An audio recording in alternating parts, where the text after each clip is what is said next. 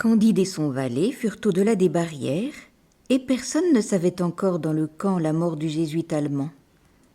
Le vigilant Cacambo avait eu soin de remplir sa valise de pain, de chocolat, de jambon, de fruits et de quelques mesures de vin. Ils s'enfoncèrent avec leurs chevaux andalous dans un pays inconnu où ils ne découvrirent aucune route. Enfin, une belle prairie entrecoupée de ruisseaux se présenta devant eux. Nos deux voyageurs font repaître leurs montures. Cacambo propose à son maître de manger et lui en donne l'exemple. « Comment veux-tu, disait Candide, que je mange du jambon quand j'ai tué le fils de monsieur le baron et que je me vois condamné à ne revoir la belle Cunégonde de ma vie? À quoi me servira de prolonger mes misérables jours, puisque je dois les traîner loin d'elle, dans les remords et dans le désespoir? Et que dira le journal de Trévoux ?» En parlant ainsi, il ne laissa pas de manger. Le soleil se couchait. Candide tue à coups de fusil 2 grands singes qui semblaient poursuivre 2 jeunes filles, mais qui étaient en réalité leurs favoris. Et puis, les 2 compagnons entrent dans un bois et s'y endorment pour la nuit. À leur réveil, ils sentirent qu'ils ne pouvaient remuer. La raison en était que, pendant la nuit, les Oreillons, habitants du pays, à qui les 2 dames les avaient dénoncés, les avaient garrottés avec des cordes d'écorce d'arbres. Ils étaient entourés d'une 50aine d'oreillons tout nus, armés de flèches, de massues et de haches de cailloux. Les uns faisaient bouillir une grande chaudière, les autres préparaient des broches, et tous criaient « C'est un jésuite, nous serons vengés, et nous ferons bonne chère. Mangeons du jésuite, mangeons du jésuite. » « Je vous l'avais bien dit, mon cher maître, s'écria tristement Cacambo, que ces 2 filles nous joueraient d'un mauvais tour. » Candide, apercevant la chaudière et les broches, s'écria « Nous allons certainement être rôtis ou bouillis. Ah, que dirait maître Pangloss s'il voyait comme la pure nature est faite? Tout est bien, soit, mais j'avoue qu'il est bien cruel d'avoir perdu mademoiselle Cunégonde et d'être mis à la broche par des oreillons. » Cacambo ne perdait jamais la tête. « Ne désespérez de rien, dit-il au désolé Candide. J'entends un peu le jargon de ces peuples. Je vais leur parler. » « Ne manquez pas, dit Candide, de leur représenter quelle est l'inhumanité affreuse de faire cuire des hommes, et combien cela est peu chrétien. »« Monsieur, dit Cacambo, vous comptez donc manger aujourd'hui un jésuite? C'est très bien fait. Rien n'est plus juste que de traiter ainsi ses ennemis. En effet, le droit naturel nous enseigne à tuer notre prochain, et c'est ainsi qu'on agit dans toute la terre. Si nous n'usons pas du droit de manger, c'est que nous avons d'ailleurs de quoi faire bonne chère. Mais vous n'avez pas les mêmes ressources que nous. Certainement, il vaut mieux manger ses ennemis que d'abandonner aux corbeaux et aux corneilles le fruit de sa victoire. Mais messieurs, ne voudriez-vous pas manger vos amis? Vous croyez aller mettre un jésuite en broche, et c'est votre défenseur. C'est l'ennemi de vos ennemis que vous allez rôtir. Pour moi, je suis né dans votre pays. Monsieur que vous voyez est mon maître. Et bien loin d'être jésuite, il vient de tuer un jésuite. Il emporte les dépouilles. Voilà le sujet de votre méprise. Pour vérifier ce que je vous dis, prenez sa robe, portez-la à la première barrière du royaume de Los Padres. Informez-vous si mon maître n'a pas tué un officier jésuite. Il vous faudra peu de temps. Vous pourrez toujours nous manger si vous trouvez que je vous ai menti.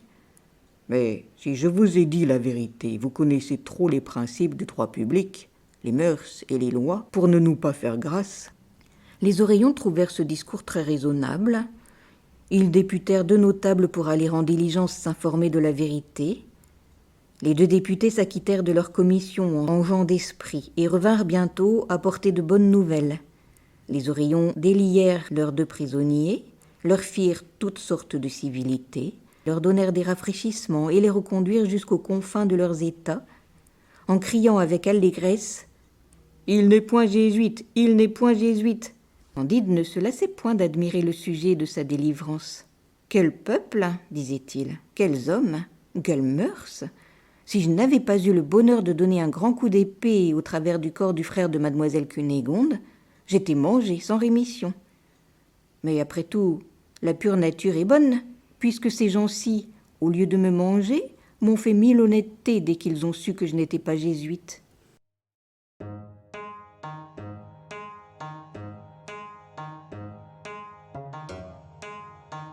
Le journal de Trévoux, c'est le nom donné couramment aux mémoires pour servir à l'histoire des sciences et des arts. C'était une publication dirigée par les jésuites. Le principal rédacteur était le jésuite Berthier qui avait attaqué les idées de Voltaire et que celui-ci à son tour prit fécamment pour cible. Les Oreillons, c'est une peuplade d'Indiens aux grandes oreilles, à demi sauvages, qui ont réellement résidé au pays Inca, au nord du Paraguay. Ce détail se trouvait dans Histoire des Incas de Garcilaso de la Vega, dont une traduction avait paru en 1704. Garrotté avec des cordes d'écorce d'arbres. Il s'agit probablement de liens faits de coton, lequel est renfermé avant la cueillette dans une écorce brune et dure. C'est un jésuite, nous ferons bonne chère. Pommeau rapporte, d'après Muratori, Histoire de Ruiz, que les indigènes tentèrent d'enlever. Ils se proposaient de faire un excellent repas de la chair de Ruiz, qu'ils croyaient devoir être fort délicate, parce que les jésuites sont les seuls au Paraguay qui fassent usage du sel. Mongeon du jésuite, peu de temps après la publication de Candide, note Pommeau, le duc de Lavallière mandait à Voltaire que Mongeon du jésuite était déjà un proverbe. On sent là l'état d'esprit de l'opinion qui devait conduire quelques années plus tard, en 1762, à l'expulsion des jésuites. Nous allons certainement être rôtis ou bouillis. Voltaire utilise ici les voyages de François Coréal.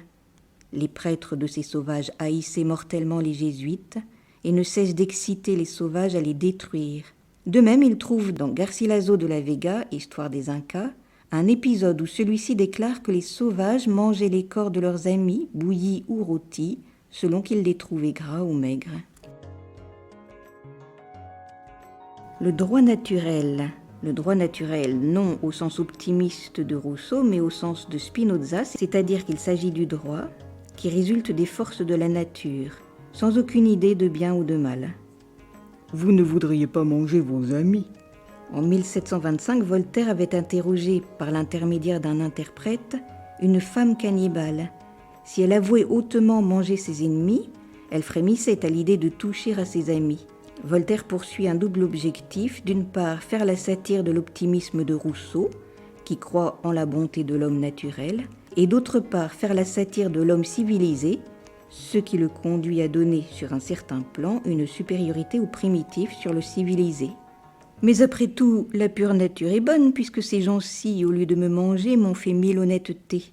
C'est une allusion sarcastique.